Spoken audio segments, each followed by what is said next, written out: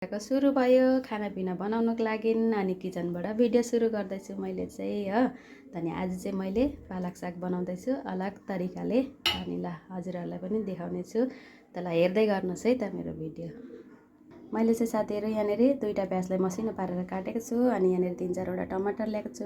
अनि हरियो खोर्सानी अदरक लसुनलाई अब म यसलाई चाहिँ पिस्छु हैन। त अनि यहाँनेरि क्रिम पनि पहिल्यै फिटेर राखिरहेको छु, क्रिम ल्याएको छु हैन। अनि यहाँनेरि सागलाई चाहिँ यसरी उबालेर यसलाई मैले घोड्दैछु है।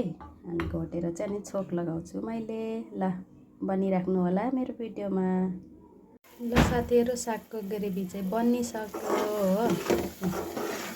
यसरी बनाएँ मैले चाहिँ सागको ग्रेभी। साग छोप्नुको लागि चाहिँ मैले चाहिँ साग हालिदिइसकेँ हो यहाँनेरि।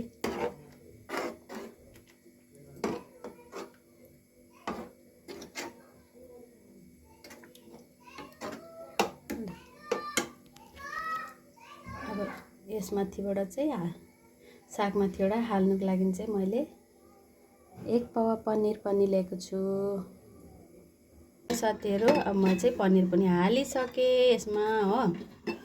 त अनि अब बनिसक्यो पालक पनिर। तपाईहरु पनि मन पर्छ भने यसरी नै घरमा बनाएर ट्राई गर्नु सक्नुहुनेछ है। त ल मैले बनाएको पालक पनिर चाहिँ कस्तो लाग्यो साथीहरू कमेन्ट गर्नु होला।